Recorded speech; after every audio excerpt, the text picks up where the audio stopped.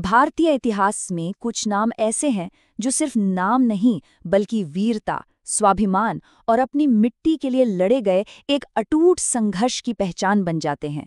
आज हम ऐसे ही एक महानायक की कहानी को समझेंगे, महाराणा प्रताप। ये सिर्फ कुछ शब्द नहीं हैं, ये महाराणा प्रताप के पूरे जीवन का सार था। एक ऐसा ऐलान जिसने उन्हें अपने दौर की सबसे बड़ी ताकत मुगल सल्तनत के सामने ला खड़ा किया।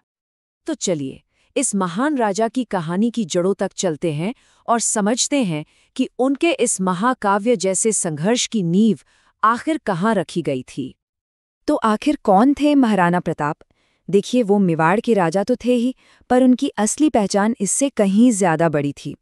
वो उस हिम्मत का प्रतीक थे जिसने अपनी जमीन की आज़ादी को हर शाही समझौते से ऊपर रखा। 9 मई 1540 जगह थी कुंभलगढ़ का वो विशाल किला। यहीं उनका जन्म मेवाड़ के गौरवशाली सिसोदिया राजवंश में हुआ था और यही वो विरासत थी जिसने उन्हें जिंदगी भर अपनी मिट्टी की रक्षा के लिए लड़ने की हिम्मत दी। अब बात करते हैं कहानी के उस मोड़ की, उस एक फैसले की जिसने उनके शासनकाल की दिशा तय कर दी और उन्हें सीधे टकराव के रास्ते पर ले आया। सोचिए, साल था 1572 जब प्रताप ने राजगद्दी संभाली। माहौल बहुत ही तनाव भरा था। आसपास के लगभग सभी बड़े राजपूत राजा मुगल सम्राट अकबर की हुकूमत मान चुके थे। मेवाड़ अकेला खड़ा था और उस पर झुकने का दबाव लगातार बढ़ता जा रहा था। यहाँ असल में दो अलग अलग सोच की टक्कर थी। एक तरफ अकबर का एक बहुत बड़े एकलेशिक साम्राज्य का सपना था, तो दूसरी तरफ थी प्रताप की अपनी जमीन की आज़ादी के लिए अटूट जिद। और जब बात से बात नहीं बनी तो नतीजा निकला मैदाने जंग में।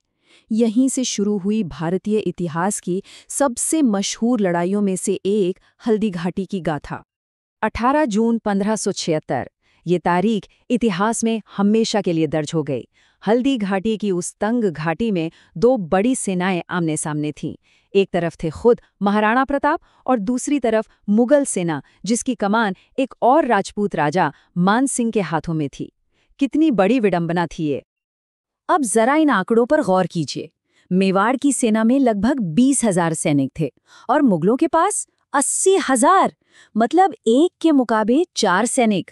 साफ था कि ये लड़ाई ताकत की नहीं बल्कि जिगर की होने वाली थी।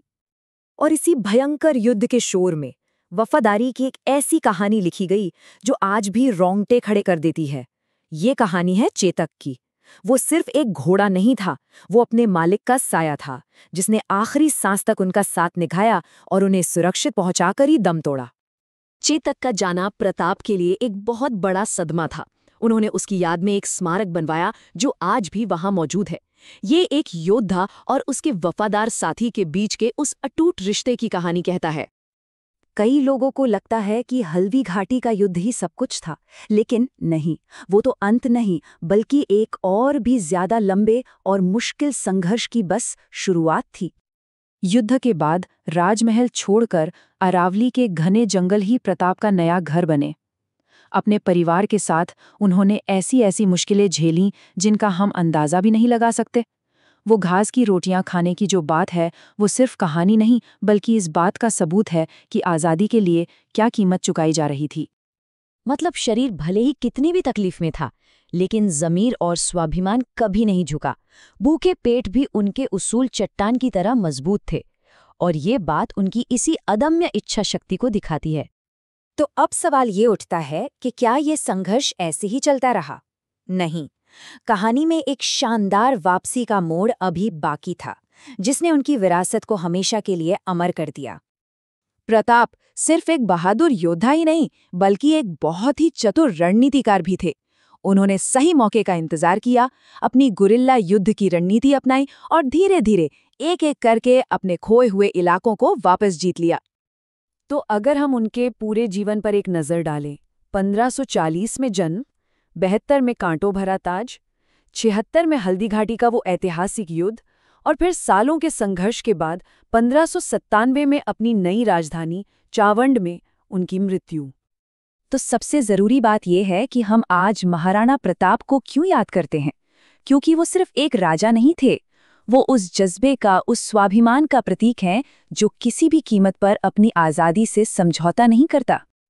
और उनका पूरा जीवन हमारे सामने एक बहुत बड़ा सवाल छोड़ जाता है कि जब हालात बिल्कुल खिलाफ हों, जब सब कुछ दांव पर लगा हो, तब भी अपने स्वाभिमान को कैसे जिंदा रखा जाता है।